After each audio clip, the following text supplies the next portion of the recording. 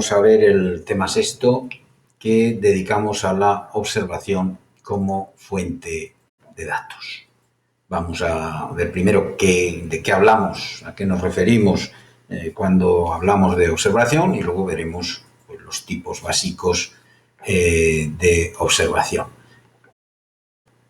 ¿Qué es lo que pretende el tema? Pues que entendáis el papel de la observación como fuente primaria de datos, es decir, los datos que en ciencias sociales podemos conseguir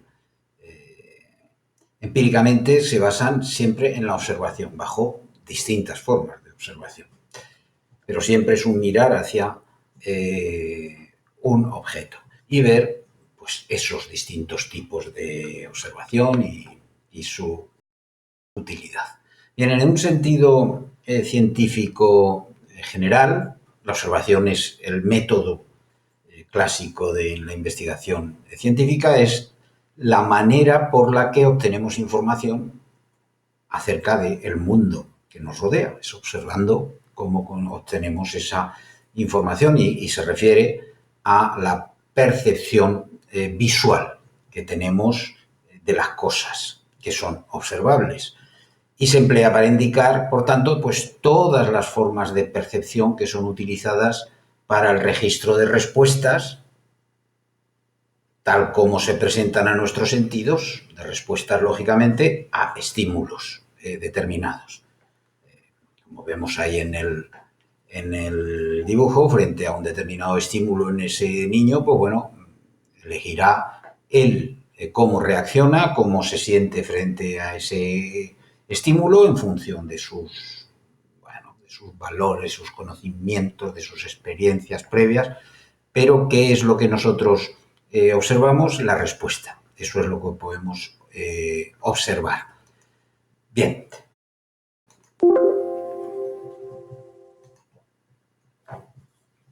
Por tanto, lo que se produce en ese proceso es un salto de la respuesta al estímulo, que es lo que observamos, al dato, porque estamos hablando de que observamos en el marco de la investigación. Estamos hablando de una respuesta que es un tipo manifiesto de acción, es decir, un tipo obvio, evidente, observable.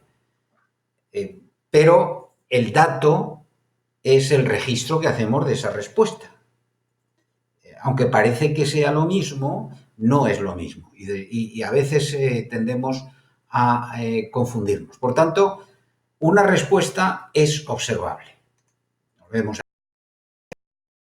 Es decir, la respuesta de ese niño a este estímulo es observable. Pero la anotación que hagamos de esa respuesta es el dato. ¿De acuerdo? Por tanto, una cosa es la respuesta y otra es el registro que hacemos. Y es importante porque una respuesta además puede ser algo casi hasta abstracto o muy complejo, mientras que el dato tiene que ser algo muy concreto, cuantificado, etc. Por ejemplo, si se está trabajando como los ejemplos que señalo ahí en una comunidad estudiando los fenómenos de la migración desde la perspectiva de la migración, la movilidad hacia el exterior, pues es evidente que la movilidad es una respuesta observable. Que pues vemos que la gente, nos cuentan que la gente se está marchando del pueblo, de esa comunidad. Bien, pero ¿qué es el dato? El dato son el porcentaje de migrantes o el número de migrantes que han salido cada año, etcétera. Son los datos que pueden ser observados de esa respuesta observable. Por verlo en algo más concreto, a veces pues, si utilizamos los ejemplos de las ciencias de la naturaleza, que como decimos son más simples, pues podemos entenderlo mejor. Si estamos buscando cuantificar el efecto que tiene un fertilizante determinado en la producción de un determinado cultivo, también pues hay muchas respuestas observables. El crecimiento de la planta, cómo responde, si crece más rápidamente, es su ciclo fenológico, el vigor, la el estado sanitario de la planta, si tiene más o menos enfermedades. Bien, pero ¿cuáles son? Esas son las respuestas observables. ¿Cuáles son los datos? Pues será la altura de la planta o la altura al primer racimo, los días que tarde en tener el primer racimo, o el número de racimos, o la producción en kilo por plantas, o el número de bichitos que le aparezcan de la plaga X que estemos observando, etcétera. Esos números son los datos en los que esas respuestas observables se convierten. Bien, la observación es de esas palabras que a veces pues tiende a la confusión porque, bueno, incluso en las ciencias sociales a veces se utiliza la observación en un sentido amplio. O sea, por ejemplo, si estamos, bueno, estáis estudiando una materia más teórica, historia o la propia sociología, etcétera, y podemos hablar de la observación de los cambios sociales. Bueno, el método de análisis que se utiliza, pues, de la época contemporánea, cómo se hace recolectando todo tipo de datos estadísticos, documentos, periódicos, leyes, etcétera, entrevistas, con el objeto de obtener una visión amplia, bueno, pues de lo que está sucediendo en España, de lo que ocurre en Cataluña, o de lo que sucede con los jóvenes. Bien, pues un comentarista de hechos sociales o políticos o económicos dirá, se observa, se puede observar, la observación de los datos nos muestra que. Bien, en realidad, en ninguno de estos casos el observador ha examinado necesariamente en forma personal y directa la situación que describe. Pero eso sí, ha reunido un conjunto de documentos y los comenta. Un conjunto ha manejado, por tanto, un conjunto de fuentes secundarias. Y a partir de ahí, pues observa estos documentos y hará sus. Bien, este es el sentido amplio, digamos, del término observación. Pero cuando aquí lo estudiamos como constitutiva de este tema y en el marco de las técnicas de investigación, pues nos referimos a la observación en un sentido estricto. En un sentido estricto, ¿cómo la definimos la observación? Pues como el conjunto de procedimientos que utilizan las ciencias sociales tanto para examinar las fuentes de los hechos y los datos, como para obtenerlos, esos datos, y registrarlos, esos datos. Lógicamente, ¿esto qué implica? Pues hallarse presente, involucrado de una forma u otra en una situación social para registrarla, para interpretarla. Y, por supuesto, no modificarla, porque está ahí para observar qué es lo que ocurre. ¿Esa situación social qué es? Pues siempre el producto de una interacción entre los propios participantes.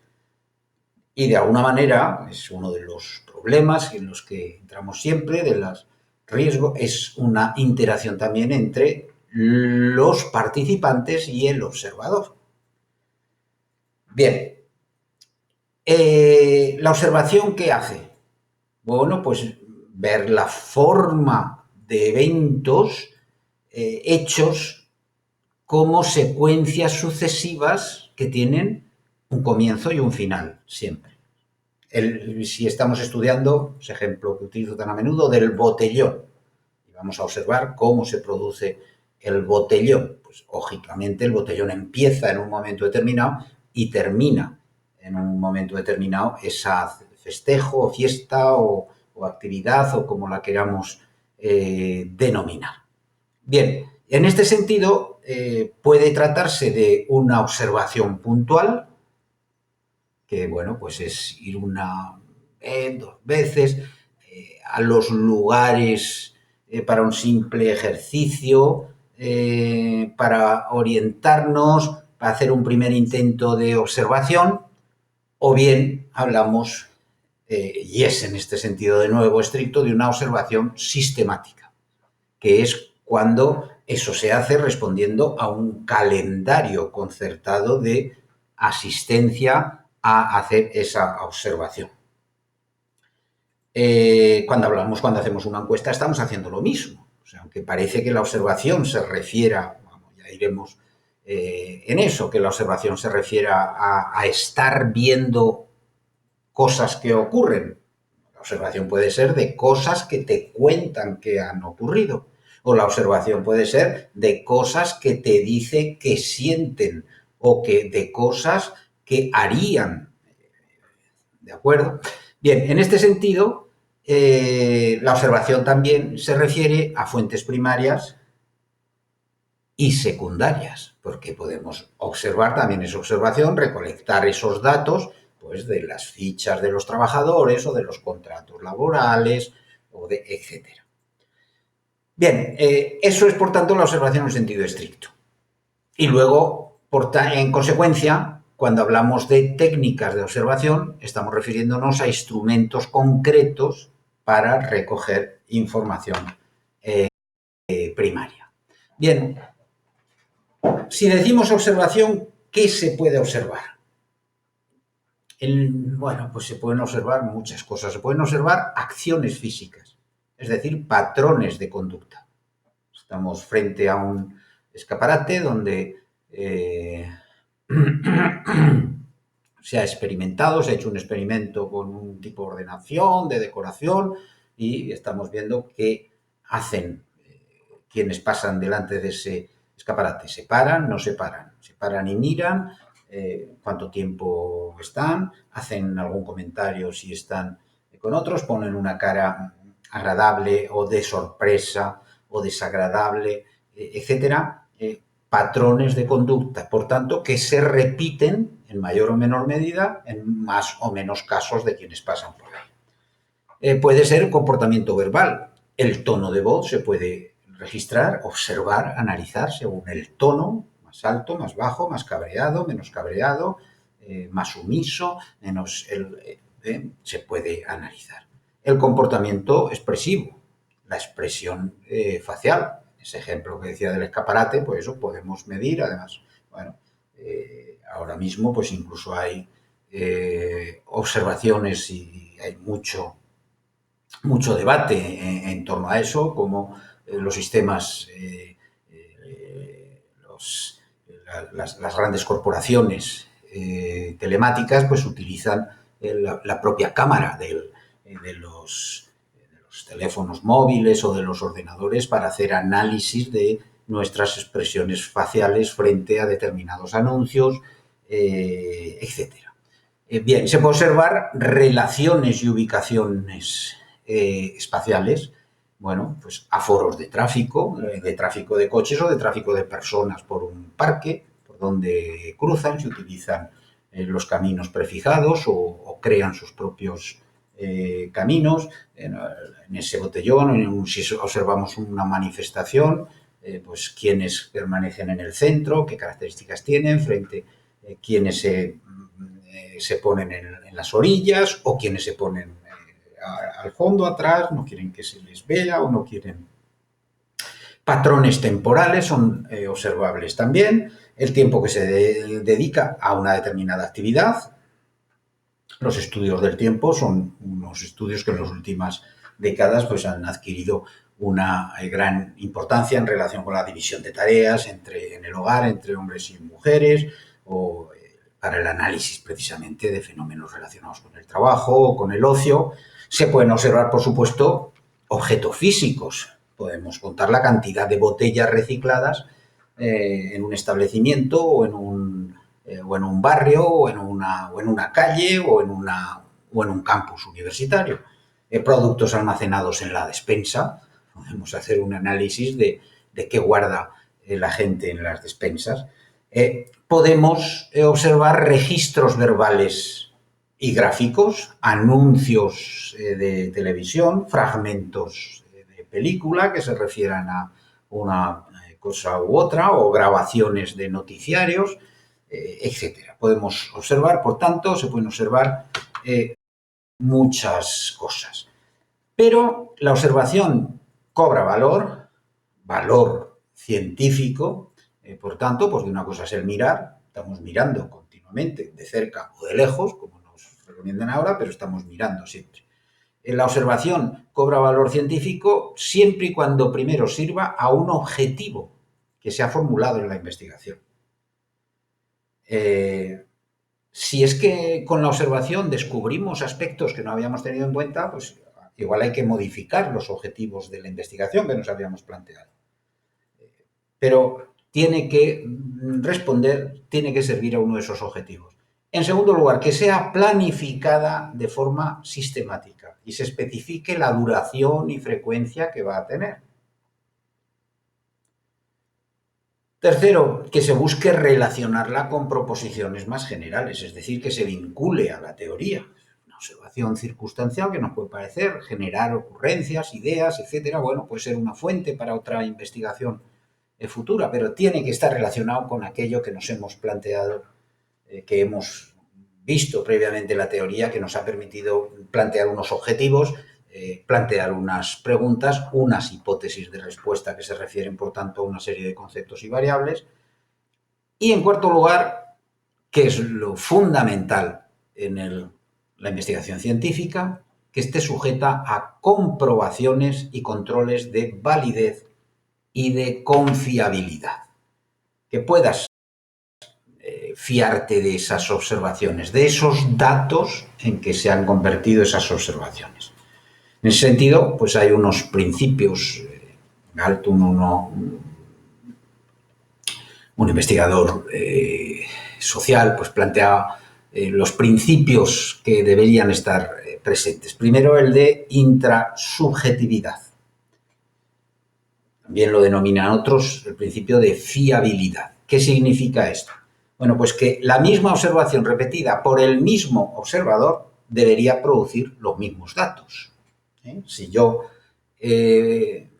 volvemos al ejemplo del botellón, si yo me voy a observar un botellón que se repite el comportamiento y bueno, después de observar 3 o 4 veo que empiezan a las 10 y terminan a las 2 o las 3 de la mañana, cuando ya quedan los últimos, que se van a los bares y no sé qué. Bueno, pues se supone que si vuelvo a observar ese fenómeno debería producir los mismos datos.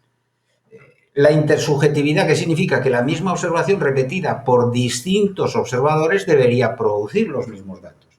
Si simultáneamente en un botellón no va un observador, sino que van varios de un equipo de investigación, bueno, pues si uno observa que empiezan a llegar a las 10 y que se van los últimos a las 2 y pico, a los otros 3 deberían observar lo mismo o parecido. Vamos a suponer que es un espacio muy extenso donde pueden quedar en un rincón unos pocos, un poco más retardados, pero básicamente deberían observar un rango de tiempo parecido. Y en tercer lugar, el principio de validez, es decir, que se obtengan de forma que permitan hacer inferencias, permitan hacer inducciones a partir de esos datos. Bien, ¿qué tipos de observación tenemos? Pues bueno, pues según a qué nos fijemos. Primero, según los medios utilizados, pues puede ser una observación simple o no estructurada, se llama también, o estructurada. La simple consiste en recoger y anotar pues todo lo que sucede en un determinado momento y lugar, sin una guía que señale qué vas a observar, que volvemos al ejemplo del botellón. Como además hemos hecho una investigación hace muchos años sobre eso, es una actividad que sigue está presente. No sé, el primer acercamiento a ese fenómeno que va uno a estudiar y se va, bueno, pues a ver qué es esto del botellón y se va con su cuaderno de notas y va anotando lo que ve, lo que le llama la atención, comportamientos, hora de llegada, tal. Bueno, esa observación simple. La observación estructurada, eso se hace ya de forma sistemática, estableciendo previamente qué aspectos se van a observar en función del objeto de estudio. Es decir, cuando volvemos a visitar el botellón, ese botellón, otros días, por parte de otros observadores y con una guía que nos diga, bueno, ya, ¿qué es lo que vamos a observar aquí? Pues de la primera observación simple no estructurada, ¿qué nos llamó la atención? La hora de llegada y de salida. Si traen o no traen el botellón, qué bolsas, qué tamaño tienen las bolsas que traen, qué tamaño tienen los grupos, cuántos vasos llegan a beberse la gente. Hay gente que no beba, hay abstenios, que hay más elementos, hay música, vemos si circulan traficantes de droga por ahí, es decir, hay una serie de elementos que hemos previsto observar de forma sistemática.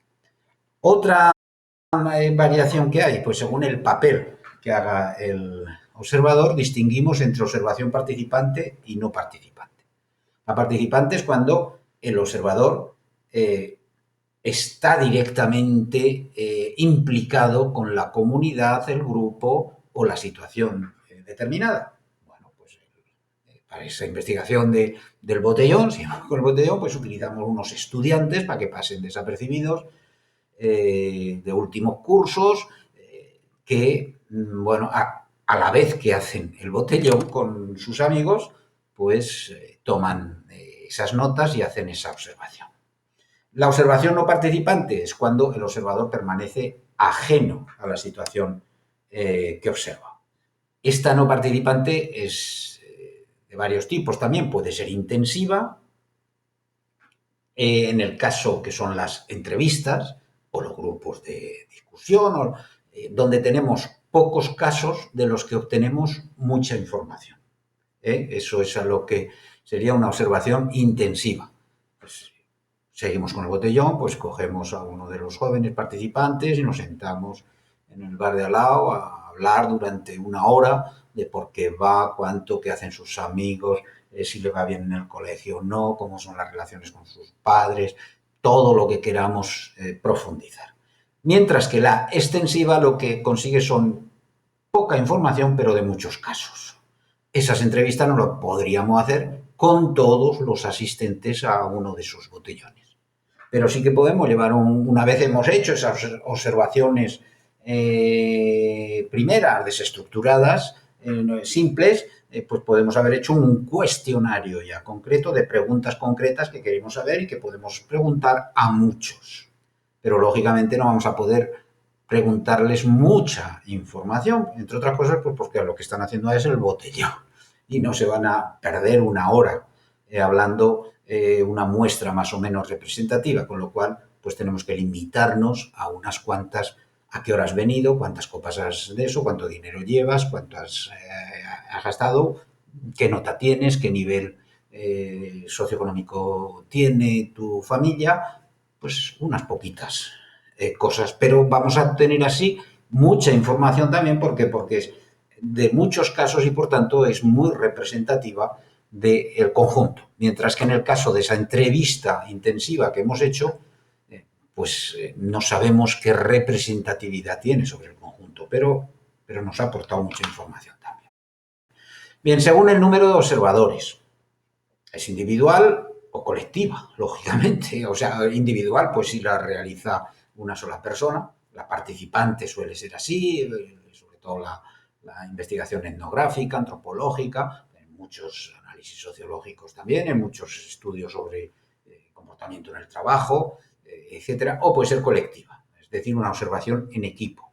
Una observación en equipo que puede ser a su vez sin o con división del trabajo. Sin división del trabajo es que todos observan lo mismo, decíamos antes en ese caso del botellón que asisten 4 y se colocan en distintas zonas y observan lo mismo a lo largo de un botellón, o con división del trabajo, en el que cada uno observa un aspecto. Pues incluso en esa observación pues podemos poner que uno pues se limita a comprobar a qué horas van llegando la gente, otro se limita exclusivamente a observar si hay trapicheo con drogas, quién de eso, otro se limita a, etcétera. O sea, puede haber esa división de trabajo y es muy habitual que se produzca.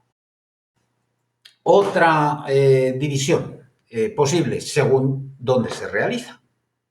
Y en este sentido hay dos hay observación de campo, análisis de campo o de laboratorio. Lo que llamamos observación de campo es cuando los hechos se captan tal y como se ejecutan allí, en donde viven, trabajan o realizan la actividad que sea los sujetos que son estudiados. O bien es en laboratorio. En este caso tiene un cierto carácter experimental. ¿Por qué? Pues porque si es en un laboratorio, llamamos laboratorio, que puede ser un taller, puede ser un aula, puede ser, como veíamos en algún vídeo esos divertido, un ascensor. Por tanto, un laboratorio es un espacio en el que podemos controlar determinadas variables. Y por tanto, bueno, y sobre todo el laboratorio permite una observación mucho más minuciosa, mucho más detallada. ¿Por qué? Porque es un espacio que ya controlamos, donde hemos visto ya los comportamientos, etcétera. Y donde incluso, como decía, acabo de decir, pues podríamos incluso manipular determinadas variables.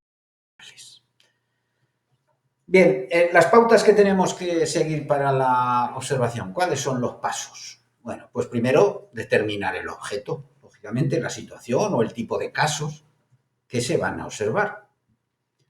Segundo, determinar los objetivos de la observación. En el marco de esos objetivos que tenemos de la investigación, ¿qué papel tiene la observación que se va a hacer? ¿Para qué se va a observar? En tercer lugar, determinar la forma en que se van a registrar los datos. Vamos a poner una cámara para ver un comportamiento, vamos a hacer fotos, vamos a tomar notas, vamos a pasar un cuestionario. ¿Cuál es la forma en que se van a registrar los datos? Que es lo que decimos el resultado manejable, operacionalizable de la observación. El paso cuarto, pues observar, lógicamente, cuidadosamente, críticamente, a tener conciencia de que los datos, de que no nos engañan los sentidos al tomar los datos. El quinto paso es registrar los datos observados, grabarlos, si es una encuesta, grabar esos datos, ordenar las fotografías, etcétera, etcétera. El sexto paso es analizar e interpretar esos datos y elaborar conclusiones y finalmente hacer el informe de observación. Cuando hablamos de informe de observación, puede ser el resultado final de la investigación, pero muy a menudo esa observación pues va a ser un componente más en el proceso de investigación. Es decir, si es fruto de una triangulación, es decir, de la utilización de distintas técnicas para el mismo objeto, bueno, pues en ese caso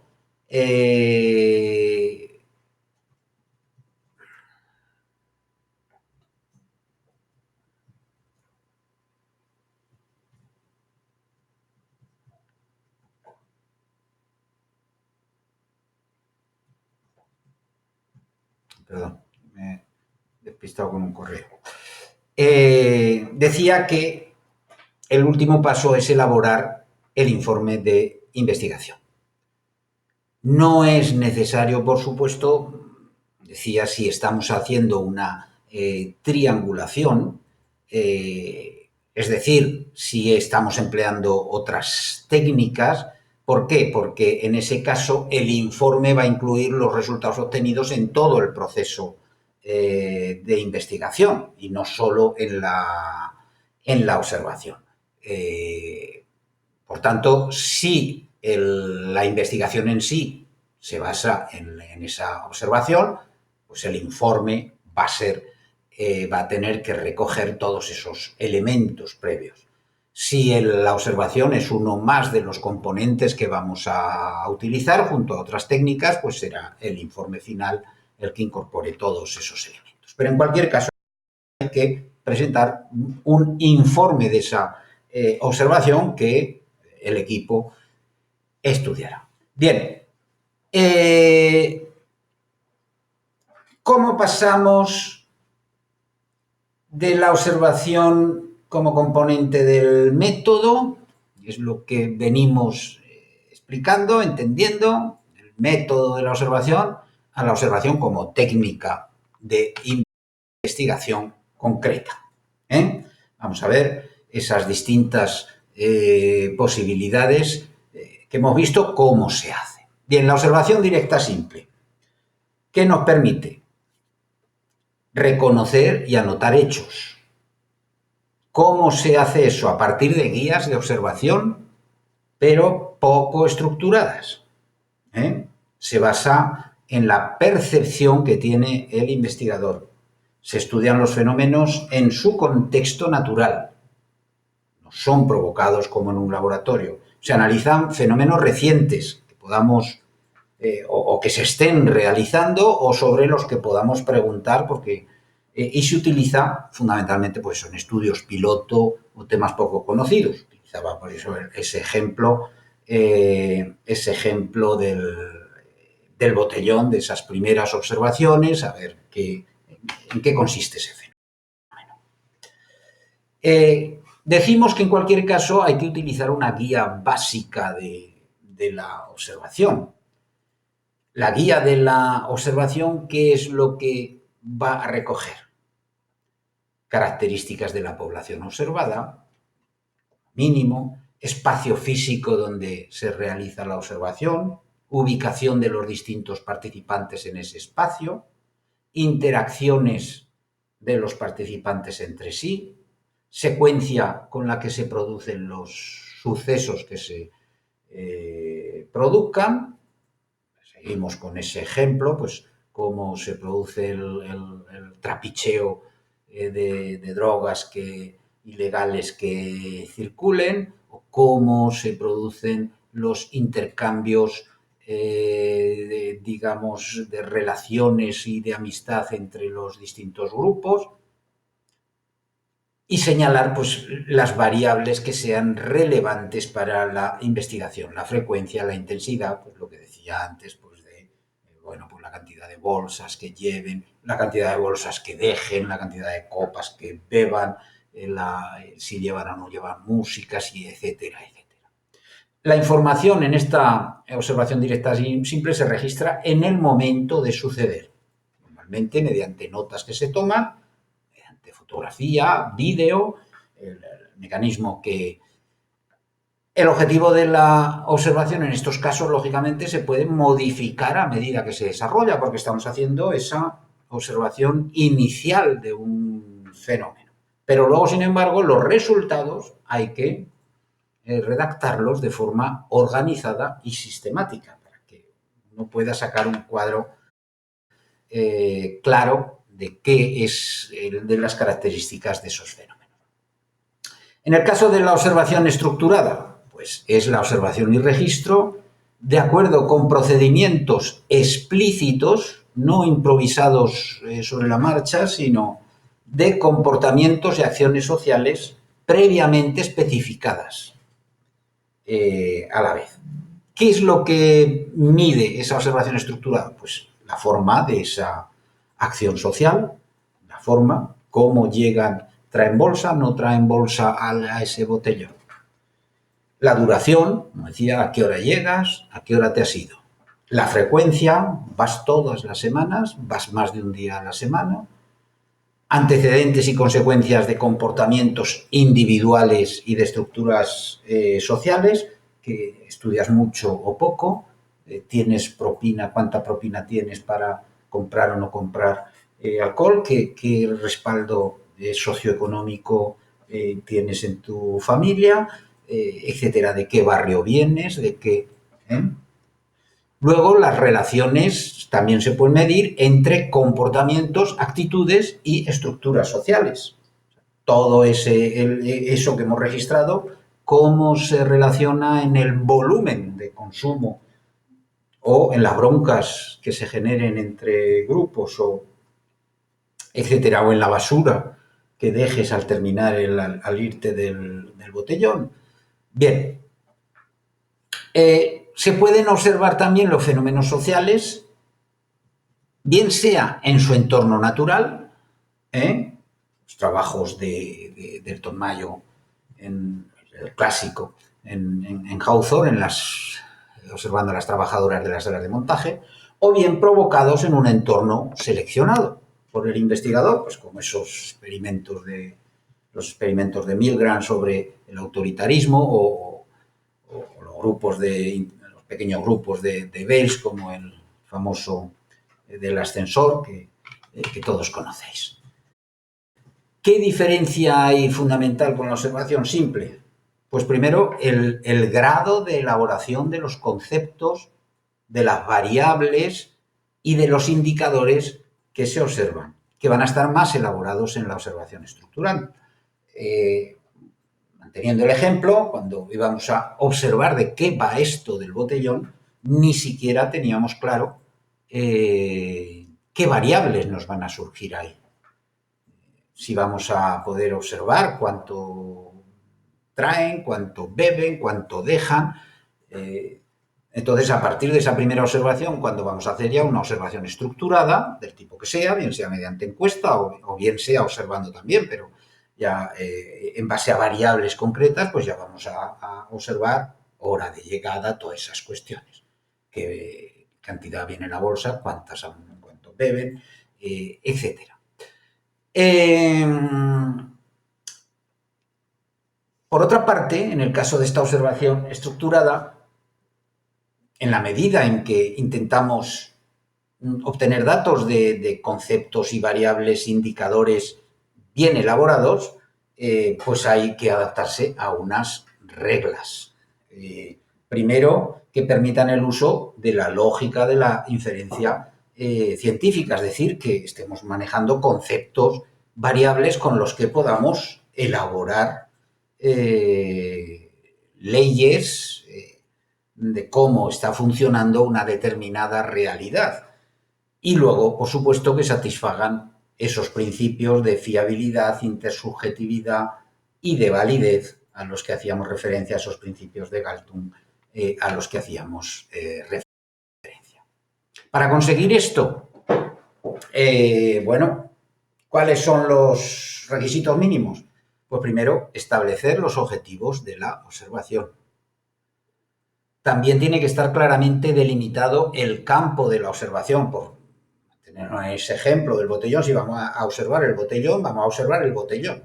No vamos a estar fijándonos en lo que ocurre en los bares que están 2 manzanas más allá, porque estamos estudiando el botellón, es decir, esa concentración de personas en la calle, bebiendo en la calle. No podemos mezclarlo con... Escoger los aspectos más relevantes del fenómeno que se investiga. En ese caso, es relevante para si la investigación tiene un objetivo de analizar el ocio nocturno o bien de analizar el consumo de alcohol entre los jóvenes.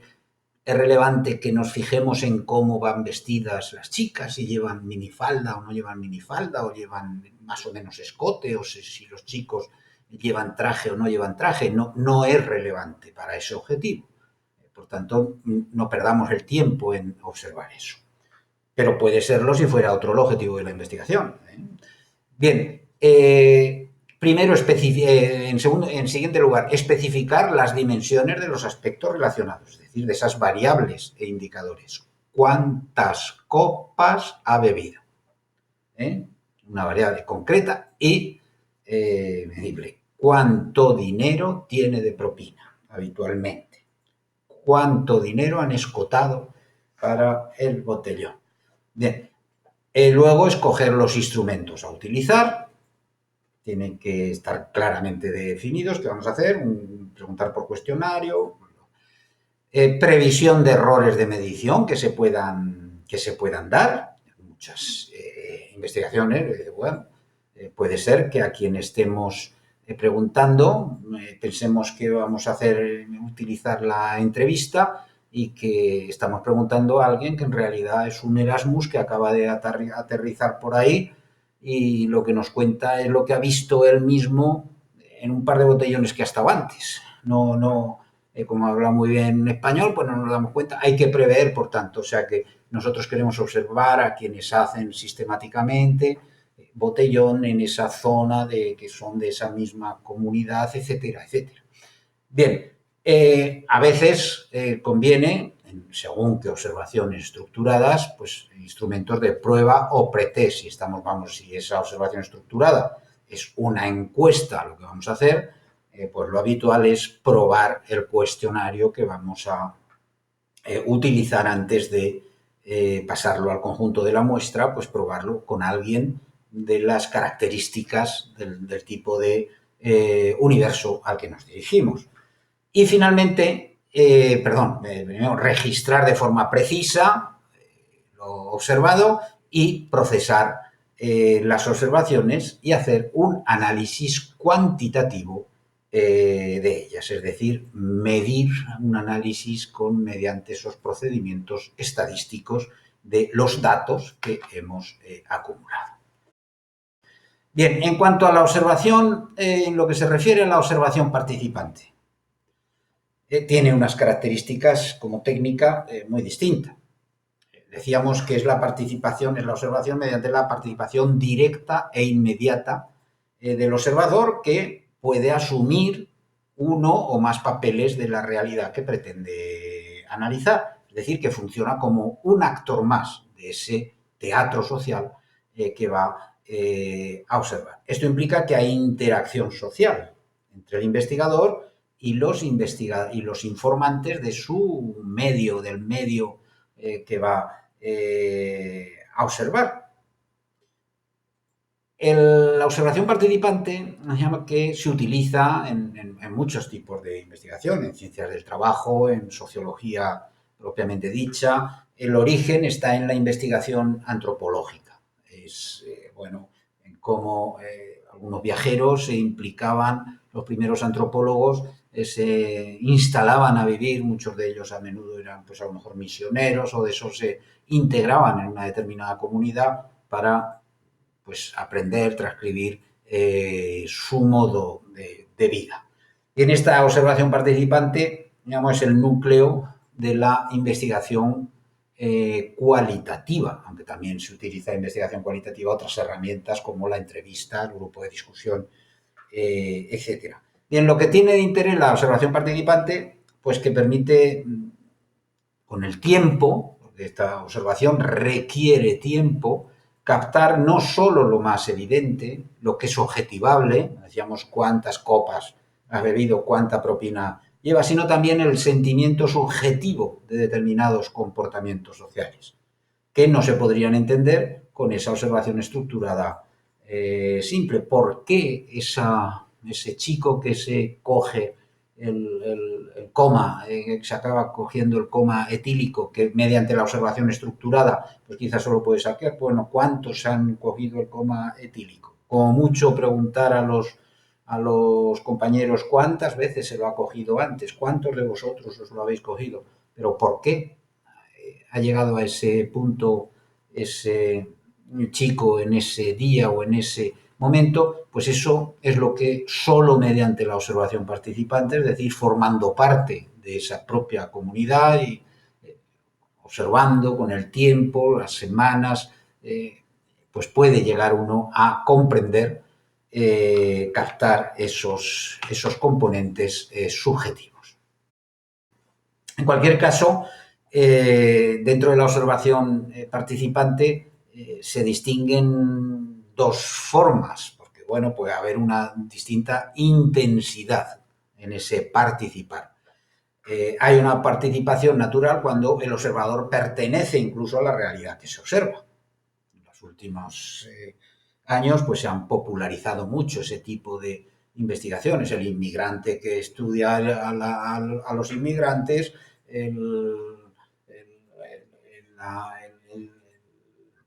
el joven que estudia a los jóvenes, la mujer que estudia a las mujeres en determinados procesos, el miembro de la comunidad indígena que, pues ha estudiado y estudia a su propio pueblo,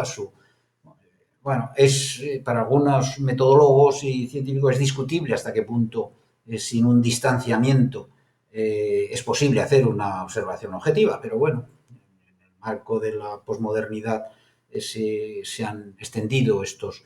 Y luego está la participación artificial, que es cuando el observador se integra en esa realidad, pero solo con el objetivo de realizar la investigación. No se compromete, no forma parte, de hecho, y por tanto no tiene por qué compartir los intereses, porque pensemos que puede haber investigaciones que estén basadas en intereses que choquen o en conflictos, etcétera. Es decir, esa participación artificial permite un distanciamiento del objeto de la investigación. ¿Qué tienen de común en cualquier caso? O sea, la participación natural o artificial. Primero, la interacción social. Eso en cualquier caso, bien sea uno miembro de la comunidad que está estudiando, bien sea alguien que se ha instalado ahí, pues la interacción es permanente. La forma de recoger los datos es la misma. Los instrumentos, pues si va a utilizar cámaras o vídeos o va a tomar notas, etcétera, el control que va a tener sobre esos datos y el proceso de reconstrucción del significado de todo aquello que ha observado, pues va a ser el mismo. O sea, a partir de esas notas que ha tomado y de la interacción, aunque los resultados